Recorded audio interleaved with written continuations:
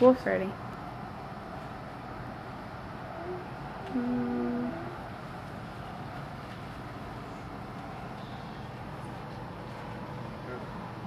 Every 8 seconds, someone in the world dies from a specific drug. 21,000 people die every year from another one. The funny thing is, both of them are completely legal. Today we're going to examine the myths, facts, research, statistics, and legal issues about the most controversial issues in the United States. We're going to talk about why marijuana should be legalized. We have very dangerous drugs legal to us right now. Why not legalize a safer substance? Let's get started. First, for many years, legalization of marijuana has been a major issue in America and our court system. Opinions of many people say the reason marijuana is not legal is because of money. The government would make more money but lose the support from the soccer mom type people. The fact is, the soccer moms are the people that vote. There's more soccer moms voting than people like that voting. So they want to stay in office. If you take a look at it, how many soccer moms smoke and drink on the weekends, go out? That's the real question. Here's a few facts. There are lots of myths about marijuana that research has disproven. The first is that it's highly addictive, which has been proven that there's no addictive qualities in or substances in marijuana at all.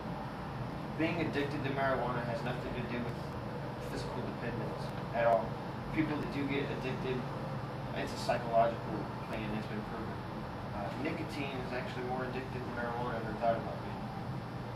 Another myth is that marijuana can cause permanent mental illness. There's no scientific evidence to show that marijuana causes psychological damage or mental illness. That's also found in dialogues in clinical neuroscience. The effects on the brain are only temporary and last only as long as the high does.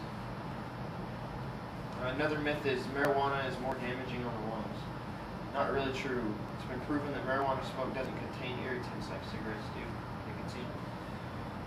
They do have a little bit of the same substance that causes cancer, but not near the amount that is found in nicotine. Actually, the risk of serious lung damage is quite a bit lower. People will not develop emphysema from marijuana as they will from cigarettes.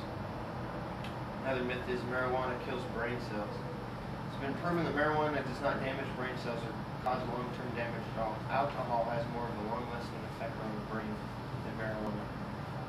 Marijuana impairs memory and cognition. It's another myth. This myth says that people cannot think creatively or intelligently while using marijuana. The only thing affected according to research is short-term memory loss, which that also lasts just as long as the high does. Long-term use does not even permanently impair memory at all. Another myth is marijuana causes crime. There's no difference in the number of crimes committed with or without marijuana as there is any other drug. It actually has been proven that marijuana decreases rather than increases aggression. Think about it, you've got stoner friends, they're just kind of chill, relaxed. More crimes are committed with alcohol than crime and other stuff. Which brings me to vehicle accidents. In 2006, there were 13,470 alcohol-impaired driver-related deaths. That's 32% out of all. There are no deaths due to marijuana alone. 70 to 90% of studies show that people with marijuana in their system also had alcohol in their system. It has been proven that marijuana has never been proven that marijuana has caused any accidents. Another major myth is that marijuana damages the fetus during pregnancy.